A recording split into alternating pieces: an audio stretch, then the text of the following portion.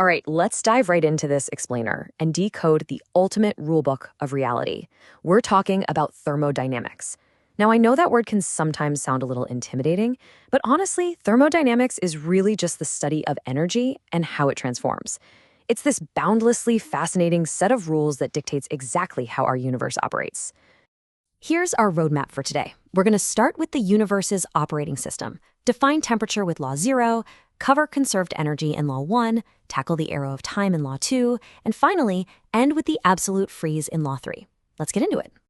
Section 1. The universe's operating system.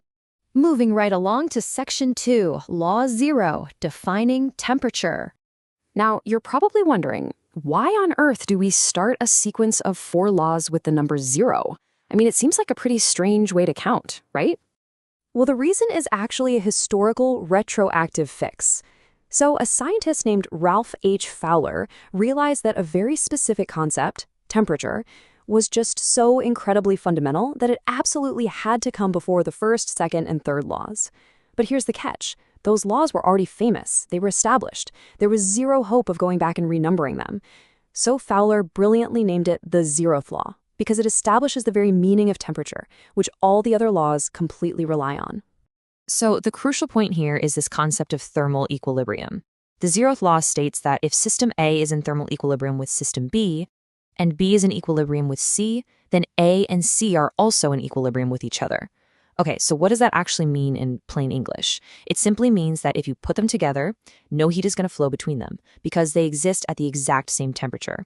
Basically, temperature predicts whether heat will transfer or not. And we actually apply the 0th law in everyday life all the time through different types of thermometers.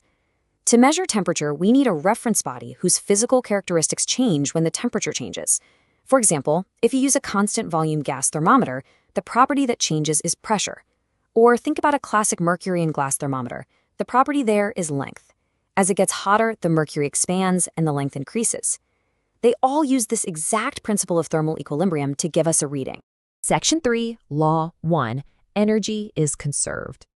The absolute core of the first law is that energy can neither be created nor destroyed. It can only be stored, transferred, or transformed. Take water, for instance. It has a remarkably high heat capacity. That means it requires a massive amount of energy just to raise its temperature. But conversely, hot water stores a vast amount of energy. And this isn't just useful for, say, your home's central heating system. It's literally the reason our oceans are slow to heat and slow to cool, which regulates our entire global climate. Now, when energy transfers, it takes 2 main forms, work and heat. Work is the organized, uniform motion of atoms. Think of a piston moving or a spring stretching. Heat, on the other hand, is entirely about messy, disorderly, random motion of atoms. Heating a system just stimulates all of that chaotic vibration. Moving to Section 4, Law 2, the entropy arrow. So back in the day, a young French engineer named Sadi Carnot was analyzing steam engines, trying to figure out their maximum efficiency. And he realized something profound. Heat is a lot like water flowing down a hill.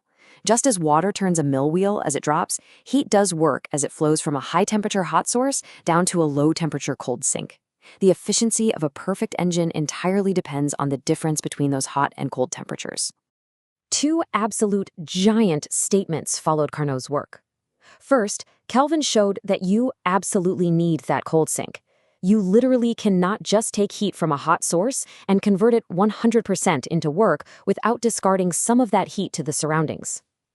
Meanwhile, Clausius proved that heat won't ever spontaneously flow backward from a cold body to a hot body. You have to force it to do that, which, by the way, is exactly why your refrigerator has to be plugged in to actually work. Clausius also introduced this fascinating concept of entropy, which is basically a measure of disorder. The universe always moves toward higher entropy. And to explain this increase of disorder, Clausius used this brilliant metaphor. Imagine a sneeze. Sneezing in a highly ordered, super quiet library, which represents low temperature and low thermal motion, creates a massive, extremely noticeable disruption. But that exact same sneeze on a chaotic, loud, busy street, representing high temperature and high thermal motion, barely makes a difference at all. The entropy of the universe increases during any spontaneous change. And yet, even as the universe's entropy is always increasing, we still survive. Why? Well, because as the saying goes, the greatest steam engine is in the sky, the sun. We owe our very survival, our growth, and our metabolism to the glorious, spontaneous dissipation of energy from the sun. As we eat and live, we take in that energy and we inevitably spread disorder into our surroundings. We literally couldn't survive without dissipating that solar energy. And finally, Section 5, Law 3, the absolute freeze. Now, scientists love a good challenge, and trying to cool matter down to absolute zero is definitely one of the biggest. Because regular refrigerators rely on heat engines, and those become infinitely harder to run as you approach absolute zero, scientists have to use some incredibly complex methods. They use a technique called adiabatic emagnetization.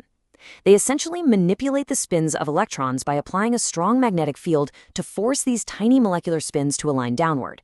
Then they isolate the sample, drop the magnetic field to zero, and repeat the whole process.